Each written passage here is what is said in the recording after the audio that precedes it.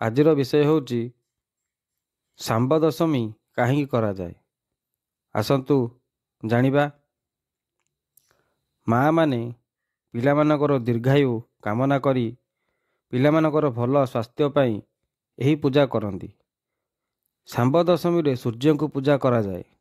ଯେଉଁମାନେ ଶାମ୍ବ ଦଶମୀ ଆଗରୁ କରୁଥିବେ ସେମାନେ ଏ ବିଷୟରେ ଅଳ୍ପ ବହୁତ ଶାମ୍ବ ଦଶମୀ ବିଷୟରେ ନିଶ୍ଚୟ ଜାଣିଥିବେ। ତଥାପି ଶାମ୍ବ ଦଶମୀ ବିଷୟରେ ଆଉ କିଛି ଆସନ୍ତୁ ଜାଣିବା। ଭଗବାନ ଶ୍ରୀକୃଷ୍ଣ ଏବଂ ମାତା ଜାମ୍ବବତୀଙ୍କ ପୁତ୍ର ଥିଲେ ଶାମ୍ବ। ଶାମ୍ବ ପିଲାଦିନେ ନାରଦଙ୍କୁ ଥଟ୍ଟା ମଜାରେ କିଛି ଏମିତି କଥା କହିଦେଇଥିଲେ ଯେଉଁ କଥା ନାରଦଙ୍କୁ ଅଧିକ କଷ୍ଟ ଦେଇଥିଲା। ଶାମ୍ବଙ୍କର ସେହି କଥାକୁ ନାରଦ ସହି ନପାରି ତାଙ୍କୁ କୁଷ୍ଠ ହୋଇଯାଉ ବୋଲି ଅଭିଶାପ ଦେଇଥିଲେ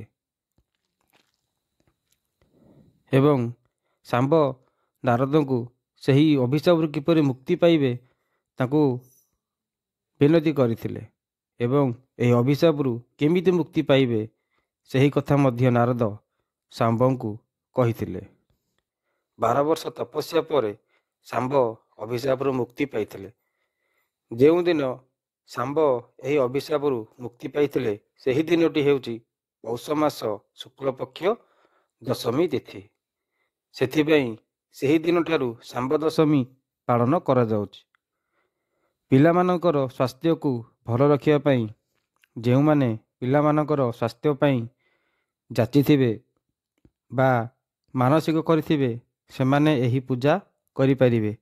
ପୂର୍ବରୁ ଯାହାଙ୍କ ଘରେ ଏହି ପୂଜା ରହିଛି ସେମାନେ ମଧ୍ୟ ଶାମ୍ବ ଦଶମୀ କରିପାରିବେ କିମ୍ବା ନୂଆ କରି ମଧ୍ୟ ଶାମ୍ବ ଦଶମୀ ଆରମ୍ଭ କରିପାରିବେ।